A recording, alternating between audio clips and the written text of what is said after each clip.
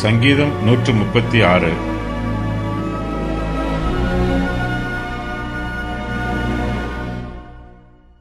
பதினெட்டாவது துதியின் சங்கீதம். கர்த்தரை துதிக்கும் வண்ணமாக 136வது சங்கீதம் எழுதப்பட்டிருக்கிறது. 135வது சங்கீதத்தைப் போலவே இதுவும் ஒரு துதியின் கீதமாகும்.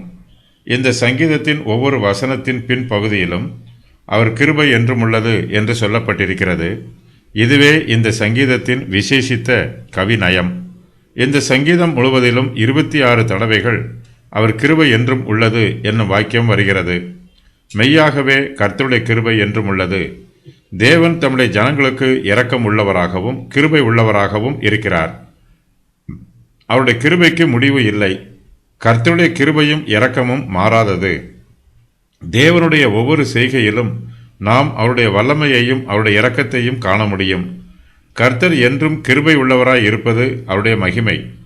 தேவனுடைய குணாதிசயங்களை பற்றி வேதாகமத்தில் ஏராளமாய் சொல்லப்பட்டிருக்கிறது. தேவனுடைய எல்லா குணாதிசயங்களிலும் அவருடைய கிருபையே மிகவும் முக்கியமானது. கர்த்தருடைய இந்த விசேஷித்த குணமே இந்த சங்கீதத்தின் ஒவ்வொரு வசனத்திலும் சொல்லப்பட்டிருக்கிறது. கர்த்தர் நம்முடைய துதியையும் ஜெபத்தையும் அங்கீகரிக்க வேண்டும். தெய்வீக அங்கீகரிப்பு இல்லை என்றால் நம்முடைய துதியினால் ஒரு பிரயோஜனமும் இல்லை. தம்முடைய ஜனங்கள் தம்மை எப்படி துதிக்க வேண்டும் என்று கர்த்தரே வெளிப்படுத்தி இருக்கிறார்.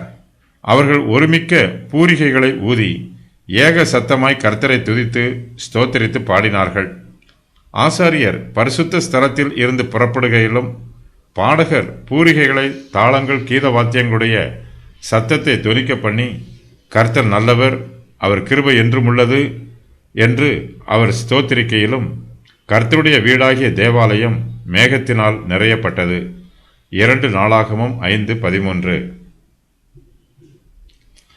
பின்பு அவன் ஜனத்தோடைய ஆலோசனை பண்ணி பரிசுத்தமுள்ள மகத்துவத்தை துதிக்கவும் ஆயுதம் அணிந்தவர்களுக்கு முன்னாக நடந்து போய் கர்த்தரை துதியுங்கள், அவர் கிருபை என்றும் உள்ளதென்று கர்த்தரை பாடவும் பாடகரை நிறுத்தினான்.